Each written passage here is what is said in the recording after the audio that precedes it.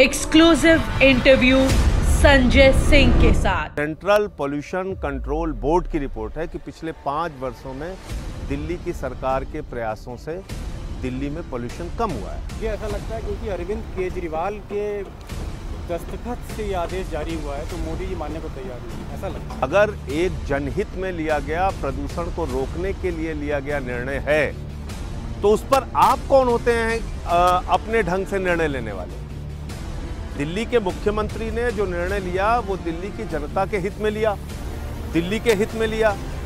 जैसे आजकल कुछ चमचे अभिनेत्रियां बयान भी दे रही हैं, अपना आलीशान घर बनाने के लिए, बिल्डिंग बनाने के लिए आपको कोरोना की भी ख्याल नहीं आई। बेशर्म सरकार होती है, वो खड़े होकर कहती है नहीं हम तो गुनाह करेंगे, आपको जो करना है करिए। राफेल पर और पेगासस पर बहस नहीं चाहती है ये सरकार। एक ऐसी कंपनी को उसमें ठेका दिया जाता है हजारों करोड़ का, जिसको साइकिल का नट बोल्ट बनाने का अनुभव नहीं। रंजन गोगोई साहब ने जब एक क्लीन चिट दे दी है, रंजन गोगोई साहब भारतीय जनता पार्टी के एजेंट साबित हुए, उनकी तो गिरफ्तारी होनी चाहिए। Central Vista, Rafale, Pegasus, Lakhimpur. देखें एक्सक्लूसिव इंटरव्यू, दीपक शर्मा के सवाल और संजय सिंह के तेज तर्रार जवाब। देखें बड़ा खुलासा सिर्फ न्यूज नशा पर। नमस्कार, मैं दीपक शर्मा और इस खास कार्यक्रम में आपका स्वागत है।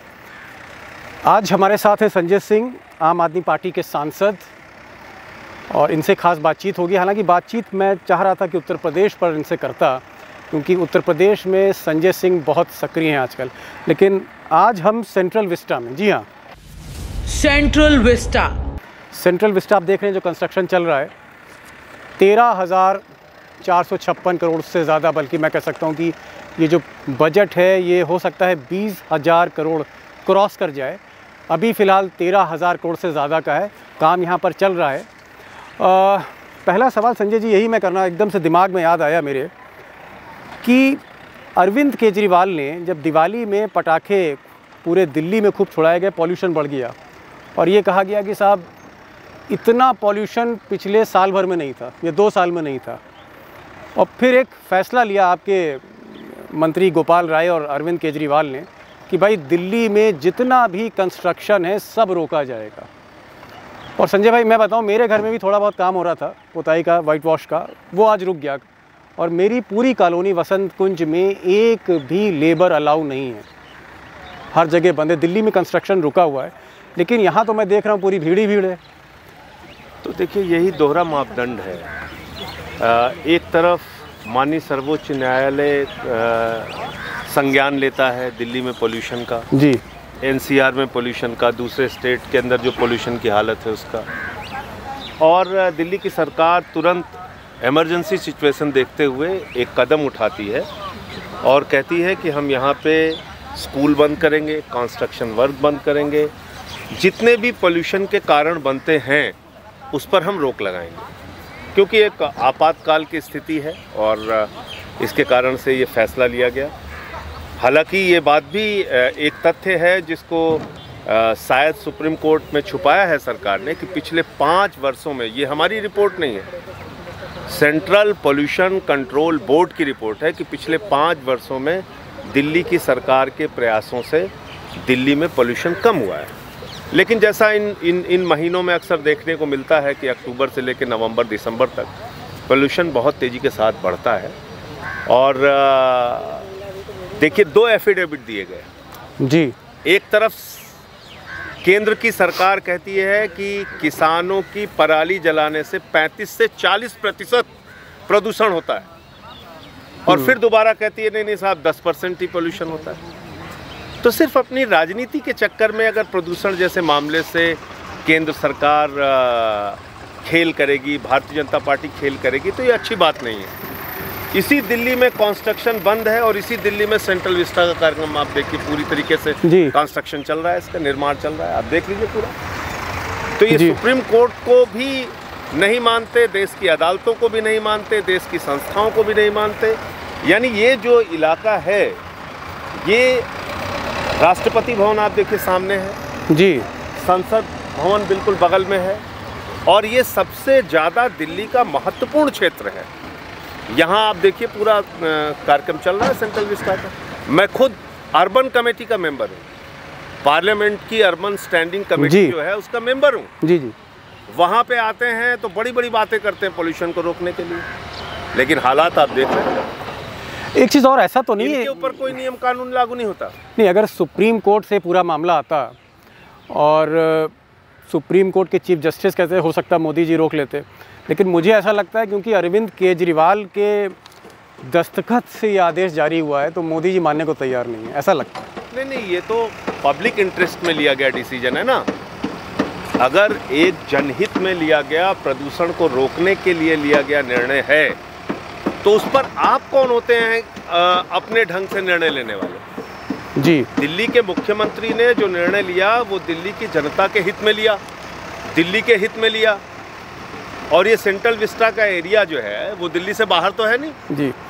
तो प्रधानमंत्री हो या बाकी अधिकारी हो या दूसरे मंत्रालय के लोग हों, उनको इस बात को मानना चाहिए। मैं चाहूँगा कि ये जो कैमरा मैंने दिखाई सामने जो ये नॉर्थ ब्लॉक है और जो दर्शक हमें देख रहे हैं, सामने नॉर्थ ब्लॉक है, यहाँ अमित शाह बैठते हैं। ये गृह मंत्रालय है, आपको ठीक सामने। गृह मंत्रालय के ठीक पीछे वित्त मंत्रालय है, जहाँ निर्मला सीतारमन देश की वित्त मंत्री बैठती हैं। सामने ये डिफेंस मिनिस्ट्री है, राजनाथ सिंह यहाँ बैठते हैं। उसके पीछे विदेश मंत्री हैं, और सबसे पीछे अगर आप देखेंगे तो नरेंद्र दामोदर दास मोदी जो देश के प्रधानमंत्री हैं, उनका ये दफ्तर है। और उसके ठीक पीछे जो आपको एक पिलर सा दिख रहा है और उसके पीछे जो गुंबद है वो राष्ट्रपति भवन है। 1921 के आसपास एडवर्ड लुटियंस जोन इसे कहा जाता है, वो ब्रिटिश आर्किटेक्ट थे और उन्होंने 100 साल पहले यहाँ पर ये काम शुरू किया था। 1927 तक काम चला और उसके कुछ दिनों बाद ब्रिटिश हुकूमत की उल्टी गिनती शुरू हो गई। और मुझे लगता है कि अब 100 साल के बाद मोदी जी को लगता है कि वो स्थायी रूप से यहाँ पर रहेंगे, इस वजह से अपना घर बना रहे हैं। राष्ट्रपति उपराष्ट्रपति का घर बन रहा है, एक इंडिया हाउस बन रहा है, मंत्रालय बन रहे हैं, इसी को सेंट्रल विस्टा कहा गया है। और ये जो आप देख रहे हैं जहाँ पर वही मोदी जी बैठते हैं, ये कुछ सालों के बाद ये म्यूज़ियम हो जाएंगे। संजय भाई, ये म्यूज़ियम बनाने की क्या ज़रूरत थी? आप तो पार्लियामेंट जाते हैं, मैं भी 20 साल से पार्लियामेंट कवर कर रहा हूँ। हमें तो नहीं लगता, बिल्डिंग अभी भी बड़ी खूबसूरत है, उसको म्यूज़ियम बनाया जा रहा है। नई बिल्डिंग की ज़रूरत क्यों?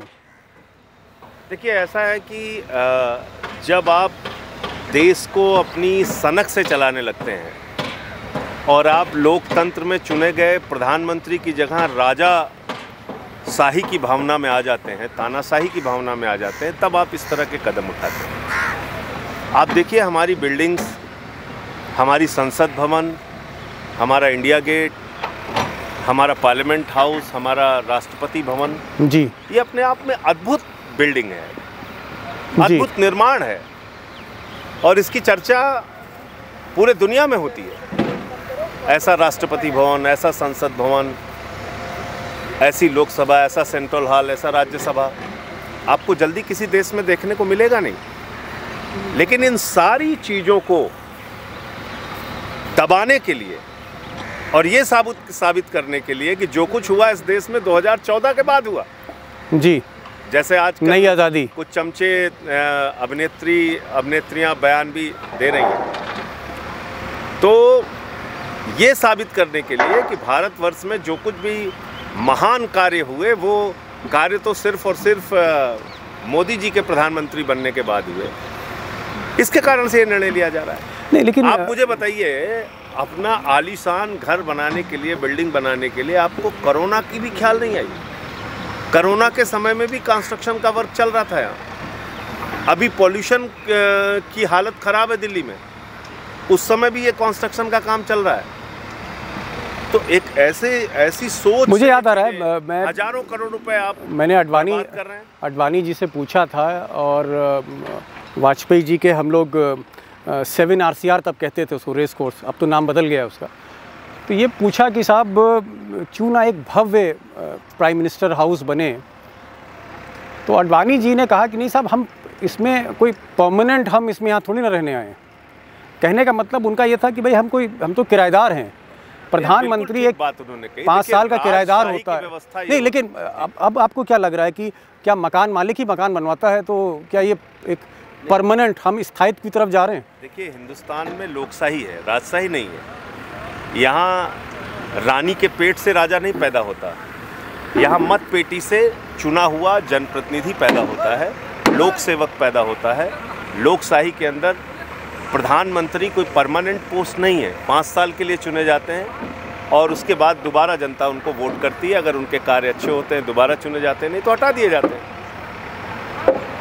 मैं फिर तो कह रहा हूँ आपसे कि इस पूरे एरिया को आप तोड़ के इसमें नई बिल्डिंगें और अपना आलीशान घर और पार्लियामेंट नई बनवाने में हजारों करोड़ रुपए उस वक्त बर्बाद कर रहे हैं देश का, जब लोग बेरोजगारी की मार झेल रहे हैं, जब कोरोना के कारण करोड़ों लोग सड़कों पे आ चुके हैं, महंगाई आसमान छू रही है। ऐसे समय में आप हजारों करोड़ रुपए देश का बर्बाद कर रहे हैं सिर्फ अपनी एक सनक को मिटाने के लिए कि साहब लोग बताएं कि मोदी जी ने ही ये सब कुछ किया था। इस सामने मैं चाहूँगा कैमरामैन दिखाएंगे, जो हल्का सा जूम करिए। ये जो सामने जो बिल्डिंग है ये उद्योग भवन की बिल्डिंग है और यहाँ पर हैवी इंडस्ट्री के अलावा कॉमर्स मिनिस्ट्री का भी दफ्तर है। वो जो बिल्डिंग दिख रही है वो निर्माण भवन है और इसमें CPWD का ऑफिस है, अर्बन मिनिस्ट्री का ऑफिस है, अर्बन डेवलपमेंट, इसके अलावा स्वास्थ्य मंत्रालय। संजय भाई, कई बार जाना हुआ और आप तो अर्बन डेवलपमेंट कमेटी के सदस्य भी हैं, बिल्डिंग तो बड़ी मजबूत हैं और बिल्डिंग हमेशा 100-150 साल के लिए बनती है। कौन सी बिल्डिंग मजबूत नहीं है, मैं ये तो पूछ रहा हूँ। तो इसको तोड़ने का मतलब क्या है? मैं वही तो कह रहा हूँ आपसे। सेंट्रल हॉल देखिए, राज्यसभा देखिए, लोकसभा देखिए, आप देश की संसद को देखिए, वहाँ की बिल्डिंग को देखिए, पिलर्स को देखिए, कंस्ट्रक्शन को देखिए, अद्भुत है। मैं कह तो रहा हूँ आपको, राष्ट्रपति भवन, प्रधानमंत्री का ऑफिस, गृह मंत्री का office, defence ministry, finance ministry, आप जाके देखिए इनकी बिल्डिंग्स को, एक पूरे इलाके को देखिए आप। संजय, एक चीज़ और, रेल भवन देखिए, उद्योग भवन देखिए, कृषि भवन देखिए, हम लोग तो शास्त्री भवन देखिए, कितनी अद्भुत बिल्डिंग है और कितना अच्छा यहाँ पे सब कुछ अच्छे तरीके से चल रहा था। अचानक आपने एक दिन आपको सूझा कि नहीं साहब, सब कुछ गिरा के ध्वस्त कर देना है और हमारे नाम से चर्चा हो, हमारे नाम से सब बिल्डिंग बने, हमारे नाम से संसद जानी जाए, हमारे नाम से मंत्रालय जाने जाएं। इसके पीछे यही सोच है, इसके अलावा कुछ नहीं। ऐसा भी हो सकता है कि मोदी जी का मानना हो कि भाई लुटियंस शब्द से उनको बड़ी एक घृणा सी है, तो तमाम चीज़ों का नाम बदला। तो उन्होंने सोचा कि भाई लुटियंस के आर्किटेक्ट या गुजरात का कोई आर्किटेक्ट आए और वो उनके जैसा उनका मन है, जो उनकी सोच है, उस हिसाब से एक यहाँ पर सरदार पटेल की प्रतिमा क्यों उन्होंने चाइना से बनवाई? भाई अगर इतना ही आपको चिढ़ है तो जो लोग आपके देश की ज़मीनों पे कब्जा कर रहे हैं उनको तो आप गुजरात में बुला रहे हैं जी, गुजरात में बुला के सरदार वल्लभ भाई पटेल की मूर्ति बनवा रहे हैं उनसे।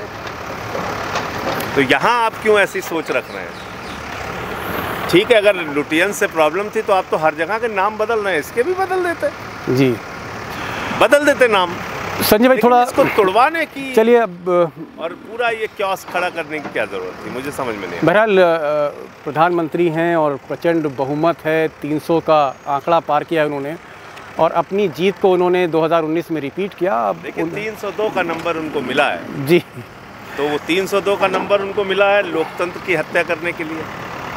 302 का नंबर उनको मिला है आम आदमी की ज़िंदगी में जो आज़ादी है उसको ख़त्म करने के लिए। 302 का नंबर मिला है अर्थव्यवस्था की जो आज़ादी है उसको समाप्त करने के लिए, उसकी हत्या करने के लिए। तो कई मोर्चों पर ये सरकार पूरी तरीके से फेल साबित हुई है और उसको छिपाने के लिए शायद इस तरीके के काम समय समय पे लोग करते रहते हैं। संजय भाई, विंटर सेशन शुरू होने जा रहा है और मुझे लगता है कि ये जो सामने जो पार्लियामेंट है हमारे थोड़ी दूर पर, हो सकता है कि अंतिम कुछ सत्र हों जो इस पार्लियामेंट में चलेंगे, उसके बाद एक नई पार्लियामेंट मोदी जी बनाएंगे। मुख्तार अब्बास नकवी साहब ने अपनी प्रेस कॉन्फ्रेंस में कल कहा कि भाई हम चाहते हैं कि इस बार जो शीतकालीन सत्र संसद का शुरू हो उसमें चुनावी मुद्दे ना उठाए जाएं, विधानसभा में जो चुनाव हो रहे हैं उसको देखकर जो है पार्लियामेंट में मुद्दे ना उठाए जाएं। यानी उनका कहना है कि भाई राफेल, अब इन सब चीज़ों को छोड़िए, पेगासस को छोड़िए और कुछ डेवलपमेंट पर बात करिए। राफेल पर और पेगासस पर बहस नहीं चाहती है ये सरकार। राफेल, देखिए, राफेल इस देश के रक्षा सौदे से जुड़ा हुआ मामला है, और अगर देश की रक्षा सौदे में दलाली और भ्रष्टाचार किया जा रहा है तो ये कहीं ना कहीं भारत देश के साथ, भारत माता के साथ गद्दारी है। और राफेल में भ्रष्टाचार हुआ है, इसके एक नहीं अनेक प्रमाण आ चुके हैं जी। 526 करोड़ का जहाज 1670 करोड़ में खरीदा गया, तो क्यों खरीदा गया? पहले सरकार ने दलील दी कि साहब हमने एडवांस टेक्नोलॉजी वाला राफेल खरीदा है। जब सुप्रीम कोर्ट में एफिडेविट देनी होती है तो कहते हैं साहब नहीं, सेम मॉडल है, वही मॉडल हमने खरीदा है।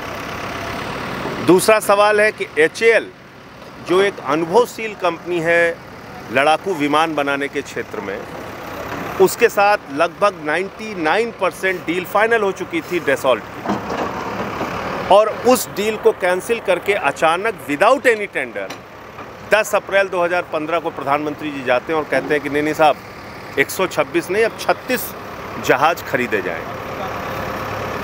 और एक ऐसी कंपनी को उसमें ठेका दिया जाता है हजारों करोड़ का, जिसको साइकिल का नट बोल्ट बनाने का अनुभव नहीं।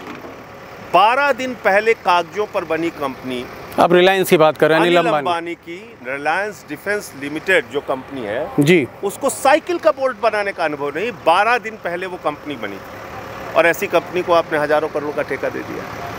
तो राफेल जो है वो, इसमें नए तथ्य सामने आए हैं, और नया तथ्य क्या है जानकर आपको हैरानी होगी जी। ये नया तथ्य, मॉरिशस के अटॉर्नी जनरल ने भारत की जांच एजेंसियों को यानी कि CBI और ED को जी अक्टूबर 2018 में सौंप दिया था। ये वो समय है, याद रखिएगा, जब आलोक वर्मा को उनके दफ्तर पे छापा मार के हटाया गया था जी। जब ये चर्चा थी कि राफेल के मामले में आलोक वर्मा FIR दर्ज करने जा रहे हैं, CBI के डायरेक्टर, और उसी दौरान ये कागजात CBI के पास और ED के पास थे कि एक सुसेन गुप्ता नाम का दलाल, उसने 65 करोड़ रुपए राफेल डील में दलाली खाई है।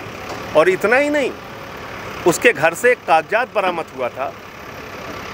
जब सुप्रीम कोर्ट में मामला चल रहा था, उसको भी CBI और ED ने छिपाया। ED के पास वो कागजात मौजूद था, CBI के पास मौजूद। जब उसके घर पे छापा पड़ा तो एक पेपर मिला जी, जिसमें तमाम वो सीक्रेट पेपर्स डिफेंस मिनिस्ट्री के कि क्या रेट वो राफेल के मामले में डील कर रहे हैं, ये पेपर एक दलाल के पास मिला। संजय भाई, एक चीज़ और इसमें याद आ रही है, रक्षा सौदे से जुड़ा हुआ सीक्रेट पेपर एक दलाल के घर में मिलता है। और सुप्रीम कोर्ट में उसकी जानकारी, जिसमें मैं याचिका करता था, सुप्रीम कोर्ट में सरकार उसकी जानकारी नहीं देती है। तो ये कई नए तथ्य हैं, कई गंभीर सवाल हैं जो राफेल के मामले में सामने आए। एक तथ्य जो मीडिया पार्ट, जो फ्रेंच इन्वेस्टिगेटिव वेबसाइट है, उसके जो संपादक हैं, उनका ये कहना था कि यहाँ से 100 कदम की दूरी में, मैं चाहूँगा कैमरामैन दिखाएं, 100 कदम की दूरी में जो इमारत दिख रही है ये रक्षा मंत्रालय है। और इसी रक्षा मंत्रालय में 2015 को, इसी रक्षा मंत्रालय में 2015 को सुसेन गुप्ता आए थे, और ये मीडिया पार्ट ने कहा है कि यहाँ से उन्होंने कुछ दस्तावेज़ निकलवाए। मोदी सरकार 2014 में आती है, और उसके बाद ये कहा जाता है कि राफेल डील को वो कैंसिल करेंगे और फ्रेश एक डील होगी, फ्रेश टेंडर होगा। उस वक्त सुसेन गुप्ता का यहाँ आना और बाद में उस डील को रिवाइव करना और अनिल अंबानी के नाम करना, इसको आप कैसे देखते हैं? उसमें जो 2 पेपर सुसेन गुप्ता के घर से मिले हैं जी, वो ज़्यादा महत्वपूर्ण है। उसमें ये कहा गया कि साहब, मैं, उसका ये दावा है सुसेन गुप्ता का, डेसॉ कंपनी के जो भी अधिकारी हैं या दलाल हैं, जो भी उनके साथ बातचीत हुई है, उसमें उसका ये दावा है कि मैं आपकी मीटिंग एक high level political high command से हम करा सकते हैं। पॉलिटिकल हाई कमांड कौन है जिसके साथ सुसेन गुप्ता मीटिंग कराने का दावा कर रहा है? इसको कैसे पता करेंगे आप? जो पेपर्स उसके घर पे मिले वो बड़े चौंकाने वाले हैं। वो पेपर ये कहते हैं कि साहब, डिफेंस मिनिस्ट्री किस रेट में क्या डील कर रही है ये उसको पता था। आप कल्पना कीजिए, जो बाद में छोड़ा भी गया उसको। जो डील भारत की सरकार और रक्षा मंत्रालय की दसाओं के साथ हो रही है, उस डील के पेपर्स एक दलाल के घर में मिल रहे हैं और चारों तरफ मौन। एक इतना हजारों करोड़ रुपए के लड़ाकू विमान खरीदने का विदाउट टेंडर कोई प्रधानमंत्री जाके अपने आप ऐलान कर सकता है क्या? नए टेंडर कोई आमंत्रित किए गए नहीं, नया रेट कोई आमंत्रित किया नहीं गया, सारे क्लॉज हटा दिए गए। टेक्नोलॉजी ट्रांसफ़र का जो क्लॉज था HAL के साथ राफेल डील में जी, उसको हटा दिया गया। तो ये सारी चीज़ें हैं जिसके बारे में सरकार को जवाब देना चाहिए और 29 नवंबर से जब पार्लियामेंट चलेगी तो निश्चित रूप से इसके बारे में हम लोग सवाल पूछेंगे सरकार से। एक चीज़ जो कांग्रेस कह रही है, कांग्रेस का कहना है कि यार इसमें JPC बननी चाहिए। मैं दर्शकों को बता दूँ, JPC का मतलब ज्वाइंट पार्लियामेंट कमेटी, यानी जितने भी दल हैं सारे दलों की एक कमेटी बने और वो जांच करे। ऐसा ना हो कि जो बहुमत की सरकार है, भाजपा के लोग, सारी पार्टियों के लोग, उसमें कांग्रेस भी हो, उसमें लेफ्ट पार्टी भी हो, उसमें तृणमूल भी हो, उसमें आम आदमी पार्टी, इस तरह की मांग की जा रही है कांग्रेस से। तो ये जो ज्वाइंट पार्लियामेंट्री कमेटी की बात है, उसको लेकर बैकफुट पे क्यों है बीजेपी? देखिए, जब बीजेपी अभी उत्साहित हुई, उसको जब ये मिला पेपर की भाई 2007 से 2012 के बीच में सुसेन गुप्ता को 65 करोड़ की दलाली दी गई राफेल के मामले में, तो बीजेपी ने कांग्रेस की सरकार को घेरा। तो अब ये जांच कौन करेगा कि 65 करोड़ की दलाली किस समय सुसेन गुप्ता ने लिया? कांग्रेस के कार्यकाल में लिया तो कौन कौन से नेता और अधिकारी उसके लिए जिम्मेदार थे? और अगर कांग्रेस और बीजेपी दोनों का नाम राफेल की दलाली में और भ्रष्टाचार में आ रहा है, सुसेन गुप्ता कौन है जो अगस्ता वेस्टलैंड डील में दलाली के मामले में पकड़ा जाता है जी। तो जब सुसेन गुप्ता अगस्ता वेस्टलैंड की दलाली के मामले में पकड़ा गया, उसके पास राफेल डील में भी दलाली खाने के आरोप और कागजात मिल रहे हैं उससे संबंधित, और सरकार की जांच एजेंसियों के पास वो कागजात मौजूद हैं। तो इन सारे विषयों की जांच कराने के लिए JPC बनाने में क्या दिक्कत है सरकार को? अगर मोदी सरकार की नीयत साफ है तो आप JPC बनाओ इसमें। भाई ऐसे आप खाली मुंह जबानी, आप सुप्रीम कोर्ट का जो ऑर्डर है उसको पढ़ेंगे तो आपको हंसी आएगी। मैंने एक दिन और जिक्र किया था इसका। सुप्रीम कोर्ट के अंदर गलत तथ्य, गलत जानकारी, गलत शपथ पत्र देके निर्णय लिया गया। क्या कहा गया सुप्रीम कोर्ट में? और ये अपने ऑर्डर में जो हम लोगों ने याचिका दाखिल की थी, उस ऑर्डर में लिखा गया है। सुप्रीम कोर्ट में केंद्र सरकार ने सील बंद लिफाफे में कहा कि साहब CAG की ऑडिट हो चुकी है राफेल के मामले में, और उस राफेल की CAG ऑडिट को PAC ने जांच कर लिया है। और इस बात का जिक्र सुप्रीम कोर्ट के चीफ जस्टिस गोगोई साहब के ऑर्डर में लिखा हुआ है। ये दोनों बातें अपने आप में झूठी थी। CAG का ऑडिट हुआ नहीं था, उसकी कोई रिपोर्ट पार्लियामेंट में आई नहीं थी, और PAC के सामने वो कोई रिपोर्ट गई नहीं थी। यानी एक गलत जानकारी सुप्रीम कोर्ट में केंद्र सरकार ने देकर राफेल के मामले में अपने हक में फैसला ले लिया, और आज तक अपनी पीठ थपथपाते रहते हैं कि साहब देखो हमने कितना क्रांतिकारी काम किया और हम तो बड़े ईमानदार हैं, हम बड़े सच्चे हैं, हम राजा हरिश्चंद्र हैं। ऐसे थोड़ी होता है। एक चीज़ और इसमें सामने आई है कि मोदी जी ने CBI और एनफोर्समेंट डायरेक्टरेट दोनों को रोका, जांच से रोका जब ये मामला सामने सुसेन गुप्ता का आया। एक चलती हुई जांच, भ्रष्टाचार की जांच, उसको सरकार रुकवा देती है। इसके पीछे आपको क्या मंशा लगती है? उसमें क्लॉज चेंज किए गए, उसमें रिश्वतखोरी का, मिडिल मैन का, किसी भी प्रकार का जांच करने के क्लॉज को रोका गया है, उसको चेंज किया है। क्यों? क्योंकि इनको मालूम था इसमें दलाली खाई गई, क्योंकि इसमें मालूम था इसमें 3 गुना ज़्यादा दाम में राफेल खरीदा गया, क्योंकि इसमें मालूम था कि एक अनुभवहीन अनिल अंबानी की कंपनी को ये डील दी गई है। तो इसलिए जांच कैसे होने देंगे? जांच होने देंगे तो सारी सरकार बेनकाब हो जाएगी, इनके चेहरे पे कालिक पुज जाएगी, और रक्षा सौदे में दलाली खाई गई है। और इसके लिए अगर JPC सरकार बनाती है तो पूरी जांच गहनता से हो पाएगी, सारा सच सामने आ पाएगा। लेकिन उनका कहना है कि रंजन गोगोई साहब ने जब एक क्लीन चिट दे दी है। रंजन गोगोई साहब भारतीय जनता पार्टी के एजेंट साबित हुए, वो तो राज्यसभा में बैठे हैं। सारा निर्णय देने के बाद 4 महीने के अंदर वो राज्यसभा में आ जाते हैं बीजेपी की मदद से। तो रंजन गोगोई की क्या क्रेडिबिलिटी रह गई? वो तो बीजेपी के एजेंट साबित हुए, उनकी तो गिरफ्तारी होनी चाहिए। पेगासस मामले में भी आप देखिए क्या सूचनाएं सामने आई।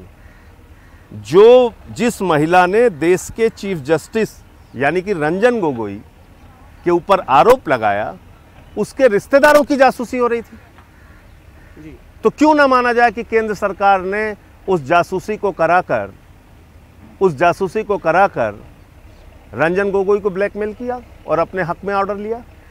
क्यों नहीं माना जाए इस बात को? पेगासस में अब आपको क्या लगता है कि जिस तरह से जस्टिस रमन्ना ने कहा कि नहीं साहब इसमें हम जांच करेंगे, कमेटी बन रही है, सारी चीज़ें हैं, पेगासस पर सरकार लगातार, मैं ये नहीं कहूँगा झूठ बोलती रही, लेकिन बैकफुट पर रही, तथ्य सामने नहीं रखते। देखिए, पेगासस एक बहुत बड़ा मामला है और सरकार ने कभी ये डिनाई नहीं किया जी कि उन्होंने पेगासस का इस्तेमाल नहीं किया है। एक बार भी उन्होंने खुल के डिनाई नहीं किया। उसको वो राष्ट्रहित और सुरक्षा और तमाम चीज़ों से जोड़ते रहे। आप राष्ट्रहित और सुरक्षा कीजिए, आपको कौन रोक रहा है? लेकिन सवाल ये उठता है कि भाई उसके नाम पर वो सारे जर्नलिस्ट जो आपके खिलाफ हैं, आप उनकी जासूसी करा रहे हो। वो सारे अपोजिशन के लीडर जो आपके खिलाफ हैं, आप उनकी जासूसी करा रहे हैं। जुडिशरी के जो बड़े बड़े जजेस हैं, आप उनकी जासूसी करा रहे हैं। तो ना पत्रकार बचे, ना जज बचे, ना नेता बचे, बचा कौन? सारी संस्थाओं की आप जासूसी करा रहे हैं। और ये इन नेताओं का इतिहास है जासूसी कराने वाला। मैं तो कहता हूं 2 जासूस करे महसूस कि दुनिया बड़ी खराब है। यही लगता है, घर घर में घुस के जासूसी करा रहे हैं। लखीमपुर पेगासस, आपको लगता है पेगासस है, राफेल है, इस तरह के मुद्दे, शीतकालीन सत्र शुरू होने जा रहा है, क्या इस बार ये मुद्दे फिर से उठाए जाएंगे? फिर से उठाए जाएंगे। देखिए, सुप्रीम कोर्ट को हर चीज़ में हस्तक्षेप क्यों करना पड़ता है? सुप्रीम कोर्ट क्या इसलिए बनी है कि वो आपकी सारी जांच कराए, वो आपके सरकार की फंक्शनिंग पे एक एक दिन ध्यान रखे? आपको वोट मिलता है, आपको प्रधानमंत्री बनाया जाता है देश की जनता के द्वारा, और अगर देश में कोई ऐसी बड़ी घटना हो रही है उसमें जवाबदेही आपकी है। आप हर चीज़ में सुप्रीम कोर्ट को इंटरफेयर करना पड़ता है। मतलब आप देखिए कि लखीमपुर में रौंद के किसानों को मार दिया गया, बावजूद के सरकार कुछ करने के लिए तैयार नहीं है। जो अपराधी मंत्री है उसको गृह मंत्री जी अपने बगल में खड़ा करके भाषण देते हैं कि उत्तर प्रदेश से माफिया और अपराधी फरार हो गए, और बगल में ही गृह राज्य मंत्री उनका खड़ा है जिसकी गाड़ी से किसानों को कुचल के मारा गया। संजय जी, जो पहली एफआईआर इसमें दी गई है, किसानों की तरफ से दी गई थी, उसमें ये तथ्य सामने आया है कि उस तहरीर में अजय मिश्रा का नाम है, और अजय मिश्रा की गिरफ्तारी की लगातार किसान मांग कर रहे हैं। शीतकालीन सत्र आ रहा है और ये सामने आप देख रहे हैं पार्लियामेंट की बिल्डिंग, आप देख सकते हैं, यहीं पर ये सेशन शुरू होने जा रहा है जहाँ हम खड़े हुए हैं। अब की आपको क्या लगता है कि अजय मिश्रा के इस्तीफे को लेकर क्या बाकी जो विपक्षी पार्टियां हैं वो जोर शोर से इस मुद्दे को उठाएंगी? क्योंकि हमने देखा है कि इससे पहले अगर हम जाते हैं, कई ऐसे मंत्री रहे जिनको इस्तीफा देना पड़ा। नहीं, लेकिन ये बेशर्म सरकार है ना। एक तानाशाह और बेशर्म सरकार जब होती है तो वो और चिढ़ाते हैं आपको, वो कार्रवाई नहीं करेंगे। जो करना है हम लोग तो सवाल उठाएंगे, निश्चित रूप से उठाएंगे, अजय मिश्रा के इस्तीफे की मांग भी करेंगे। लेकिन जो एक बेशर्म सरकार होती है वो खड़े होकर कहती है नहीं, हम तो गुनाह करेंगे, आपको जो करना है करिए। एफआईआर की बात आप छोड़ दीजिए, वो उसके तो पब्लिक स्टेटमेंट हैं। खुलेआम रैलियों में बोला है उस मंत्री ने कि मैं सांसद, विधायक, मंत्री बाद में हूं, मेरा पुराना इतिहास पता कर लेना मैं क्या था। आम आदमी पार्टी का बहुत कुछ दांव पे पंजाब में लगा हुआ है, हम पंजाब पर भी बात करेंगे। उत्तराखंड में एक नई शुरुआत आम आदमी पार्टी कर रही है, और गोवा में भी कहीं ना कहीं एक ज़मीन तलाशने की कोशिश आम आदमी पार्टी कर रही। उन सारे विषयों पर बात होगी आज, क्योंकि हम सेंट्रल विस्टा पे थे और हमने आपको दिखाया इस साइट पर आके कि आज केजरीवाल सरकार ने दिल्ली में कंस्ट्रक्शन का सारा काम रुकवा रखा है, लेकिन मोदी जी का विस्ता प्रोजेक्ट चल रहा है। हमने पेगासस पे बात करी, हमने बात राफेल पे करी, किसान आंदोलन पे करी। अगली किस्त होगी चुनाव पर, उसका आप इंतज़ार करेंगे। संजय भाई आप आए, आपने समय निकाला, बहुत बहुत शुक्रिया। दर्शकों को नमस्कार।